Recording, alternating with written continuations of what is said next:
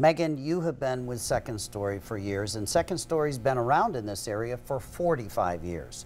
So what happens when you have a success story? Or what happens if it's a teen that is thinking of running away and going to make that dangerous move? What do you do for those kids? We would ask that they just call someone, reach out to someone, hopefully us, if not us, then a trusted family member, and just share what it is that they're confronted with right now. Why do they feel they need to leave, or why do they feel that they would be better off if they weren't at home?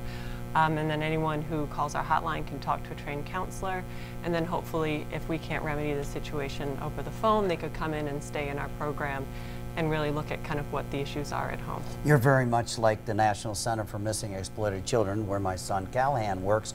You believe knowledge is power, and you want to be proactive. You want to stop these kids before they hit the streets. Absolutely. But many times that's not successful. And we have Chelsea Trevino here. You're with the Northern Virginia Human Trafficking Initiative. First, I know that people are confused about sex trafficking. What is sex trafficking? What is a child that gets sex trafficked? Maybe you could dispel some of those misconceptions. Absolutely. So by definition, the legal definition of sex trafficking is someone that is forced into a commercial sex act through force, fraud, or coercion. Unless they're a minor, force, fraud, or coercion does not play a role. If they're a minor and they're participating in a commercial sex act, they're automatically identified as a trafficking victim. And that's really important to understand, because that legal definition does no longer has to be proven in a minor situation.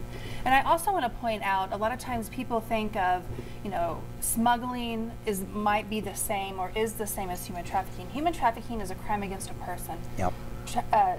Border smuggling is a crime against a border. Those are two different things. So it's really important to understand we're talking about a crime against a person.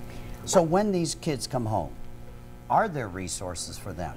Let's say they've been out there for a long time. They've had a huge amount of trauma.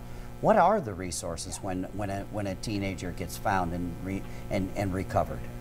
Yeah, so when they come to us, we do a critical assessment, first 24 to 48 hours, helping to understand what the issues are. Do they need medical care? Do they need immediate counseling?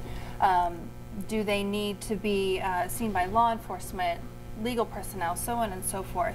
So that first critical assessment is really an important time. And then we offer long-term case management. And that can mean a lot of different things. Every client that we work with is different. And it is a lifetime journey. A lot of our clients deal with PTSD, different types of counseling is needed, different types of medical care, and it's really just us wrapping our hands around them in every capacity to walk through recovery with them. Well, thank God for the job you do. Absolutely. I want to bring your son Callahan into the conversation.